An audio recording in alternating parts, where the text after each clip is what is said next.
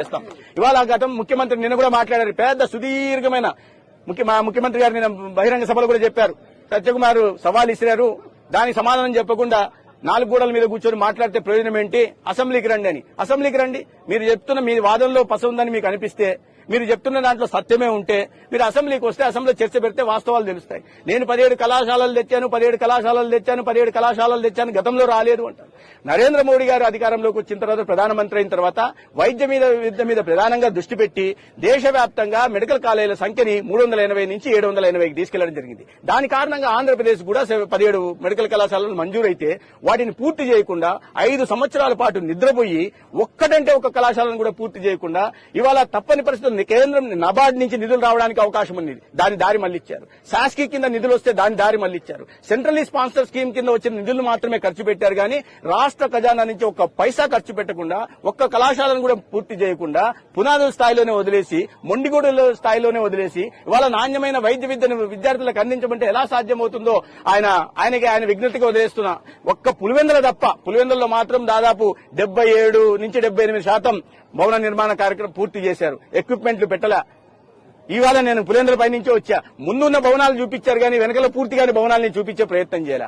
అదే సమయంలో ఆదోని గాని, మార్కాపురం గాని, మదనపల్లి గాని ఈ భవనాలను కూడా చూపించింటే బాగుండేది. అడ్మినిస్ట్రేటివ్ శాంక్షన్ 4,475 కోట్ల నుంచి 575 కోట్లకుంటే అక్కడ అరకొరగా కేవలం 45 కోట్లు, 46 కోట్లు, 50 కోట్లు మాత్రమే ఖర్చు పెట్టి నేను మెడికల్ కళాశాలను పూర్తి చేశా అంటారు. అది కూడా కేంద్రం నాబార్డు నుంచి రుణం వస్తే 8,450 కోట్లు ఖర్చు పెట్టాల్సి వస్తే కేవలం గత 5 సంవత్సరాల్లో ఖర్చు పెట్టింది ఎంతయ్యా అంటే 1,451 కోట్లు.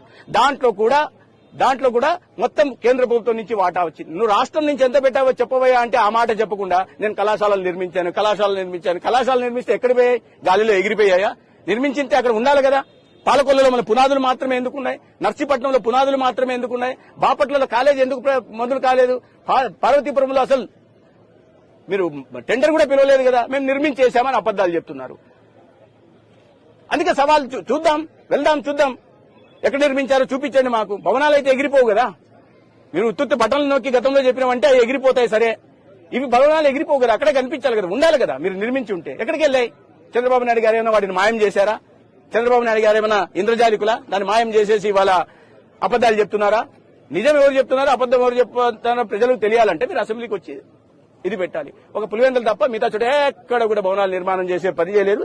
అందుకనే మేము ఇవాళ నాణ్యమైన వైద్య విద్యని ఎటువంటి విద్యార్థులకు ఇబ్బంది లేకుండా, వైద్య సేవల్ని పేదలకు ఇబ్బంది లేకుండా పీపీపీ మోడ్ లో యాజమాన్య హక్కులు ప్రభుత్వం దగ్గరే ఉంచుకుని ఫైనాన్స్ బిల్డ్ ఆపరేట్ ట్రాన్స్ఫర్ పేరుతో ప్రైవేట్ ప్లేయర్లకి 33 సంవత్సరాల పాటు లీజ్ పీరియడ్ ఇచ్చి దాంట్లో నాణ్యమైన భవన నిర్మాణాలు, మా నాణ్యతకు తగినట్టుగా భవన నిర్మాణాలు చేసి, మా నాణ్యతకు తగినట్టుగా వైద్య విద్యను బోధించి, మా నాణ్యతకు తగినట్టుగా ఫ్యాకల్టీని నియామకం చేసి, మా నాణ్యతకు తగినట్టుగా పేదలకు వైద్య చికిత్సలు అందించాలని ప్రామాణికంగా పెట్టాం. దాంట్లో